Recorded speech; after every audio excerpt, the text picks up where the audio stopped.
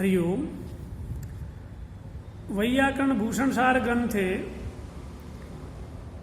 बीज रूपेण या कारिका फल व्यापारयोर धातुराश्रयेतु तिङ्स्मृताः फले प्रधानं व्यापारस्तिङ्गर्थस्तु विशेषणम् इति कारिका उक्ता वर्तते। तत्र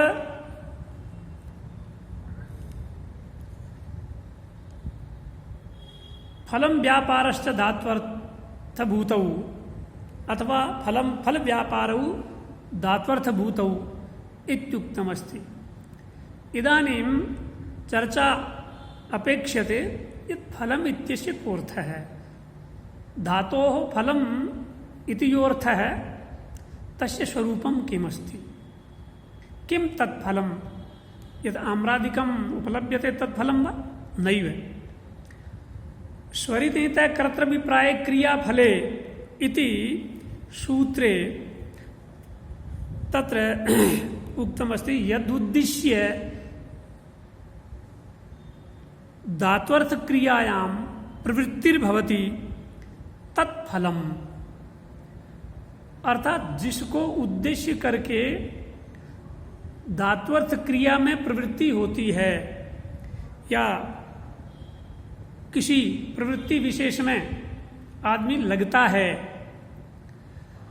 वो फल है। जैसे स्वर्गम उद्देश्य यागो विधीयते, स्वर्ग को उद्देश्य करके याग किया जाता है, अतः तत्र स्वर्ग रूपम तस्य यजन क्रियाया तस्याः यजन क्रियायाः फलं वर्तते। अतः तत्र उक्तम अतस्तत्र सूत्रे उक्तम अस्ति स्वर्ग रूपम फलम यदि कर्ता अभिप्रैति तदा आत्मने पदम भवति, यदि तु तत्फलम परम अभिप्रैति तदा तु परस्मै पदम इति। तत्फलमस्ति अत्र नैव, तदपि फलम् अत्र न उच्यते। अर्थात धात्वर्थ फलम तत्फलम नास्ति यदुद्दिश्ये धात्वर्थ क्रियायां प्रवृत्ति इति पंक्त्या यद उच्यते तत् नहीं। अर्थात जिसको उद्देश्य करके आप क्रिया में प्रवृत्ति करते हैं वो फल है, ऐसा स्वरितहितः कर्तृभिप्राय क्रिया फले सूत्र में कहा गया है। क्या वो फल यहाँ पर लिया जाए? तो कहा वो फल नहीं है। जैसे स्वर्ग को उद्देश्य करके याग क्रिया में प्रवृत्ति होती है तो वहाँ स्वर्ग रूपी फल ही फल रूप में गृहीत होता है। वो यदि कर्ता को मिलता है, कर्तृगामी है, तो आत्मनेपद होता है, और वो यदि स्वर्ग रूपी फल परगामी है, अन्य के लिए यदि याग किया जा रहा है, तो वो परस्मै पद वहां पर प्रयुक्त होता है। ऐसी व्यवस्था है। क्या वैसा फल यहाँ पर गृहीत होगा? तो कहा यहाँ पर वो वैसा फल नहीं है। तो फिर क्या है वो फल? क्या है फिर? तो इसलिए कहा यदि वैसा फल अर्थात यद उद्देश्य क्रियायाम प्रवृत्ति तत्फलम, ऐसा यदि कहा जाए तो वस्तुतः धातुओं की सकर्मकत्व और अकर्मकत्व की व्यवस्था उच्छिन्न हो जाएगी, वो व्यवस्था नहीं बैठेगी। उसके लिए फल वो यहां पर ग्राह्य नहीं होगा। तो फिर क्या किसको लेंगे? तो का फलाश्रय की कर्म संज्ञा होती है, आप जानते हैं, कर्म में जो रहता है वैसा फल यहां पर गृहीत होगा। इसलिए ये भ्रांति नहीं हो किसी को कि यदुद्दिश्य क्रियायाम प्रवृत्ति तत्फलम वो यहां पर ग्रहण करें, ये भ्रांति किसी को नहीं हो। उसके लिए कौंडभट्ट मूल वैयाकरण भूषण सार में लिखते हैं फलम विक्लित्यादि। विक्लिति आदि जो है वो फल है। विक्लित्यादि क्या है? विक्लिति रूपांतरम, ओदनस्य रूपांतरणम गुणांतरणम वा अवयव संयोग विशेषस तद विभाग विशेषश्च।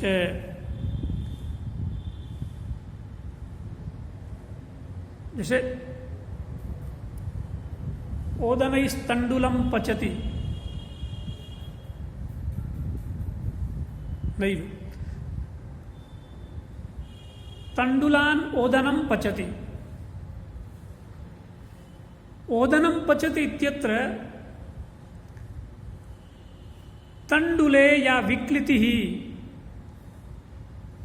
सा एव विक्लिति अत्र फलत्वेन ग्राह्या।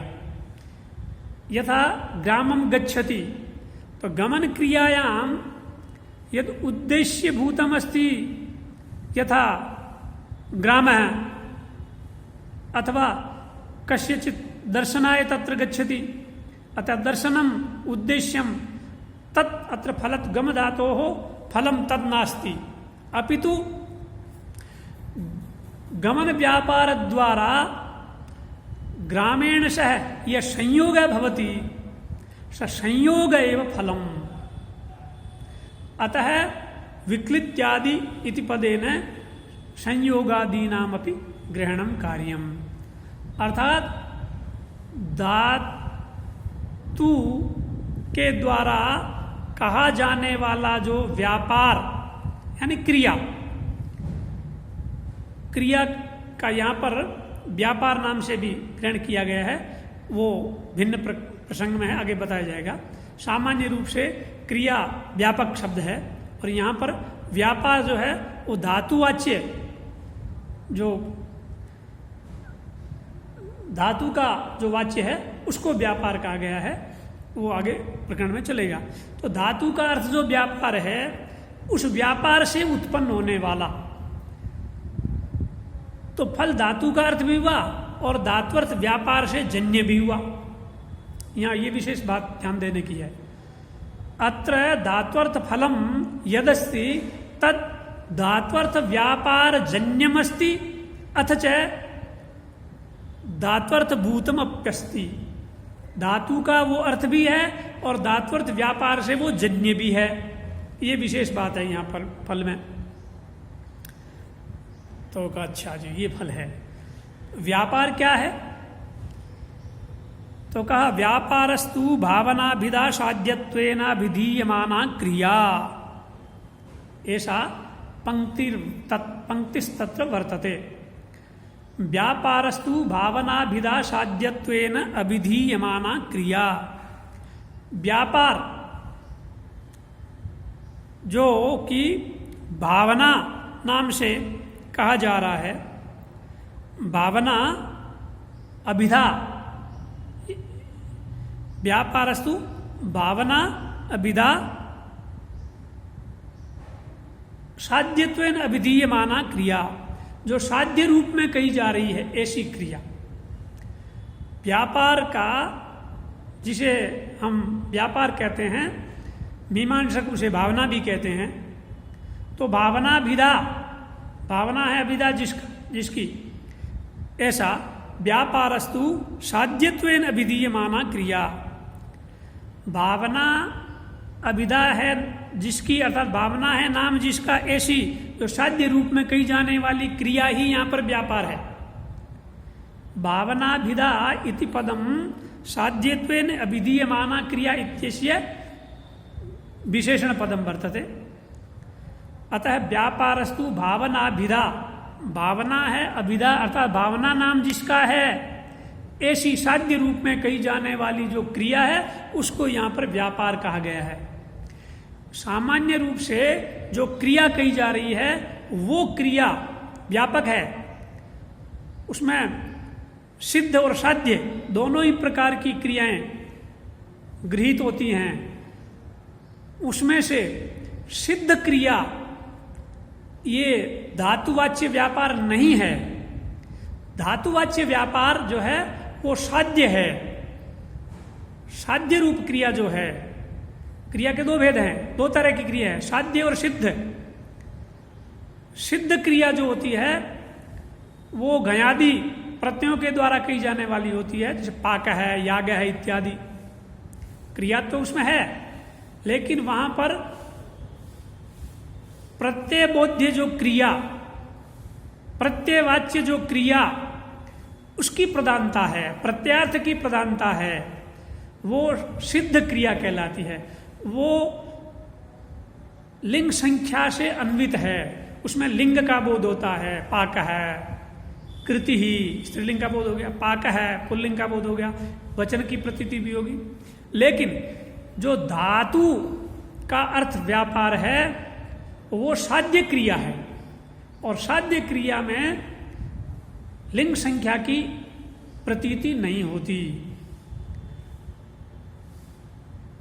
उसमें लिंग की प्रतीति नहीं होती, उसमें वचन की प्रतीति नहीं होती।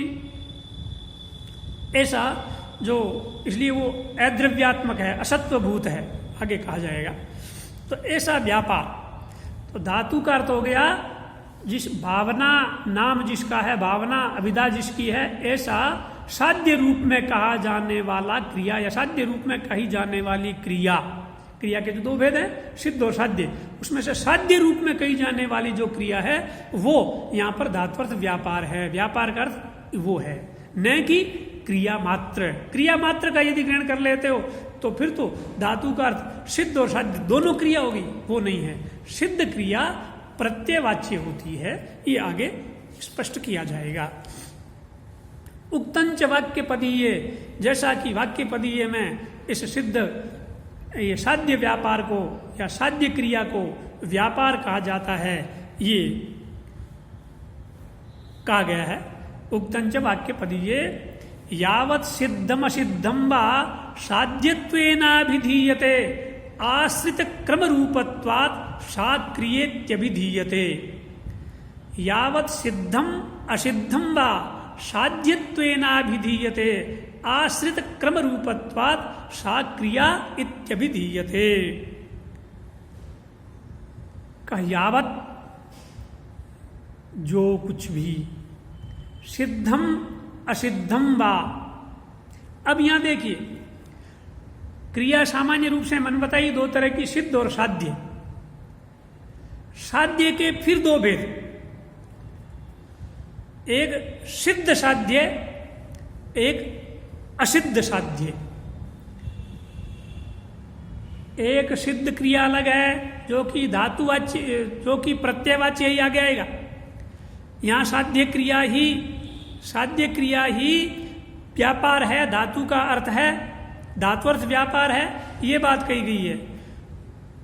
उस साध्य क्रिया जो कि धात्वर्थ व्यापार है, उसके फिर दो भेद, सिद्धम असिद्धम वा। सिद्धम का मतलब हो गया जो भूतकालावच्छिन्न है, अर्थात फलम सिद्धम यस्याः तस्य तत्वम सिद्धत्वम। जिसका फल उत्पन्न हो गया, जैसे पपाच, अपाक्षीत, अपचत इत्यादि, भूतकालावच्छिन्न जिसमें फल पैदा हो गया, वो साध्य का सिद्ध रूप है। ये तिङंत के द्वारा कहा जा रहा है, तो तिङंत क्रियापद के द्वारा कहा जा रहा है, लेकिन भूतकालिक क्रियापद है वो, तो ऐसा वो रूप सिद्ध कहलाएगा। सिद्ध साध्य है वो, साध्य का सिद्ध भेद है। और जो वर्तमान या भविष्यत कालावच्छिन्न क्रिया है, अर्थात जिसका फल अभी पैदा नहीं हुआ है, जैसे पचति अथवा पक्षति इत्यादि, ये तिङंत पद है। ये धात्वर्थ व्यापार यहां पर साध्य रूप में कहा जा रहा है। साध्य व्यापार का ये या साध्य क्रिया का ये कैसा भेद है? ये साध्य का असिद्ध भेद है, अभी फल पैदा नहीं हुआ है। पपाच, अपाक्षित, अपचत इत्यादि में फल पैदा हो चुका, इसलिए वो सिद्ध रूप है। और ये असिद्ध रूप है जिसमें क्रिया का फल अभी उत्पन्न नहीं हुआ है, अर्थात भविष्यत्कालिक और वर्तमान कालिक तिङंत क्रियापद, ये कहलाते हैं साध्य का असिद्ध भेद। तो इस कारिका में यही कहा जा रहा है, यावत सिद्धम असिद्धम व साध्यत्वेन अभिधीयते, जो सिद्ध रूप या असिद्ध रूप जो साध्य रूप में कहा जा रहा है, आश्रित क्रम रूपत्वात्, आश्रितम क्रम रूपम मन पौर्वापर्यम यया सा आश्रित क्रम रूपा तत्वम आश्रित क्रम रूपत्वम तस्मात् आश्रित क्रम रूपत्वात्। अर्थात जिसने पौर्वापर्य रूप क्रम का आश्रय लिया है, जिसके द्वारा पौर्वापर्य रूप क्रमवत्ता का आश्रय लिया गया है,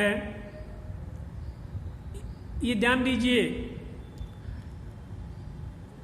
ऐसी ये क्रिया क्रमवती होती है, पौर्वापर्य रहता है, उसमें क्रम रूपता रहती है।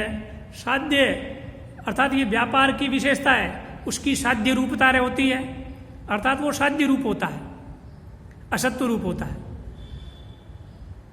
उसमें क्रमवत्ता होती है, एक क्रम विशेष का सहारा लेकर के वो व्यापार होता है। ये नहीं है कि क्रम कुछ है ही नहीं, एक साथ में सारा हो गया, अथवा पहले वाला स्टेप बाद में हुआ, बाद वाला पहले हो गया। जैसे आप ओदन पकाते हैं तो उसमें एक क्रमवत्ता रहती है, आप क्रम से सारा कार्य करते हैं, चूल्हा जलाते हैं, उसमें पहले अग्नि प्रज्वलित करते हैं, फूंक देते हैं, उसके ऊपर आप बर्तन चढ़ाते हैं, इत्यादि इत्यादि, ये सारा क्रम से होता है। तो क्रम रूपता जिसमें रहती है, ऐसा ये जो व्यापार है वो क्रिया कहलाती है। ये वाक्य पदी की कारिका है, यावत सिद्धम असिद्धम व साध्यत्वेना विधीयते आश्रित क्रम रूपत्वात् सा क्रियेत्यभिधीयते। जिसने आश्रितम क्रम रूपम यया, क्रम रूपम इत्युक्ते पौर्वापर्य रूपम क्रम रूपम, आश्रितम यया सा आश्रित क्रम रूपा तत्वम आश्रित क्रम रूपत्वम तस्मात् क्रम रूपत्वात् सा क्रिया इत्यभिधीयते, वो क्रिया कहलाती है। अब किसी ने कहा कि अजी ये क्रिया जो आप बता रहे हो या धात्वर्थ व्यापार जो बता रहे हो वो साध्य रूप में कहा जाता है, इसमें क्या प्रमाण है? वो सिद्ध रूप में नहीं कहा जाता है, वो साध्य रूप में ही कहा जाता है, इसका प्रमाण क्या है? कोई प्रमाण नहीं, हम नहीं मानते। ऐसा किसी ने प्रश्न किया तो उस प्रश्न का उत्तर देते हुए कहते हैं न च, ऐसा नहीं कहिएगा, न च साध्यत्वेन अभिधाने माना भाव है। साध्य रूप में अभिधान होने में, अर्थात साध्य रूप में धात्वर्थ के द्वारा, ये धातु के द्वारा वो अभिधीयमान है, धातु के द्वारा वो कहा जा रहा है, उसमें माना भाव है, मतलब प्रमाणा भाव है, ऐसा मत कहिएगा। क्यों? कहा देखिए, पचति पाक है, करोति कृति इत्यादौ धात्वर्थावगमा विशेषेपि क्रियांतराकांक्षा नाकांक्षयोर दर्शनस्यैव मानत्वात्। ये मूल पंक्ति। कहा ऐसी बात नहीं है कि वो साध्य रूप में नहीं कहा जा रहा है, उसमें प्रमाण दे रहे हैं। क्या प्रमाण? का पचति पाक है, करोति कृति इत्यादौ धात्वर्थावगमा विशेषेपि क्रियांतराकांक्षा नाकांक्षयोर दर्शनस्यैव मानत्वात्। का दो पद लीजिए, एक पाक है, एक पचति ही। एक पाक है और पचति, और एक करोति और कृति, ये एक तिङन्त पद और एक कृदंत पद।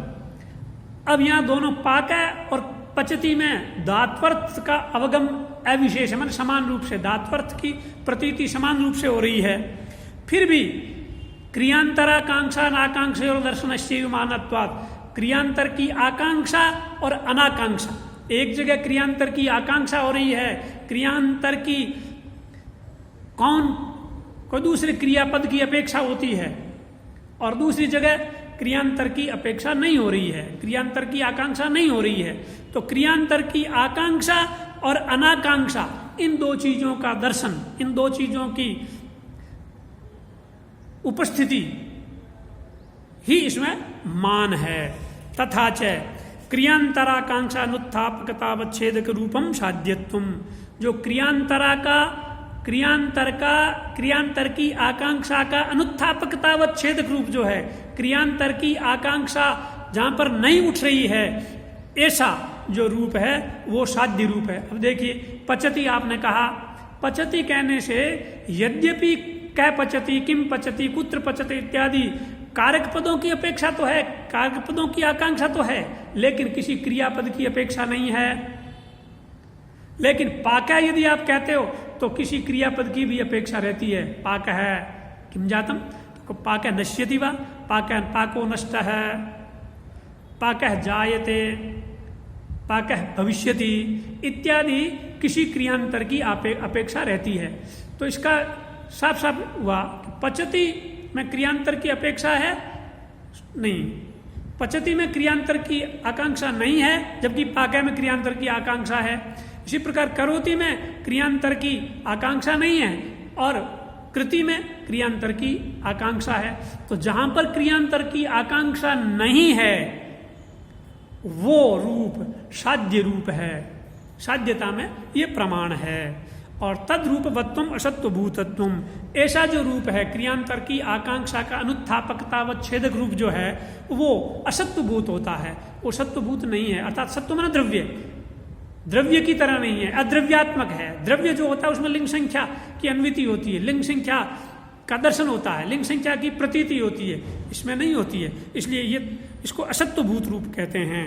तद एतदेवादाय, यही इसी बात को आधार बना करके, इसी बात को लेकर के ये वाक्यपदीय में कहा गया है, असत्वभूतो भावश्च तिंग पदैरभिधीयते। ऐसा जो असत्वभूत भाव है, असत्वभूत भाव माने अद्रव्य रूप जो भाव, अर्थात जो साध्य भाव है, साध्य क्रिया है, अर्थात धात्वर्थ व्यापार है, वो तिंग पदैरभिधीयते, वो तिंग पदों के द्वारा कहा जाता है। जो कृत पदों के द्वारा या कृत प्रत्ययों के द्वारा, घयादि प्रत्ययों के द्वारा कहा जाएगा वो सिद्ध भाव होता है। उसे लिख लें, सिद्ध भावस्तु यस तस्य घयादि निबंधन है।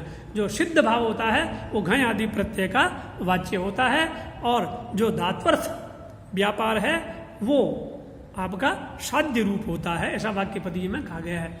यद्यपि पाक इत्यादि में भी पच धात्वंश जो है वो तो साध्य रूप को ही कहता है, और उसके आगे जो प्रत्यय घय हैं वो सिद्ध रूप को कहता है, लेकिन वहाँ प्रत्यार्थ की प्रधानता होने के कारण से उसकी सिद्ध रूप की प्रधानता हो जाती है, उसकी नहीं होती है। इस वीडियो में इतना ही आ पाएगा, इसलिए इसको यहीं पर रोकते हैं, आगे नया दूसरा वीडियो बनाएंगे।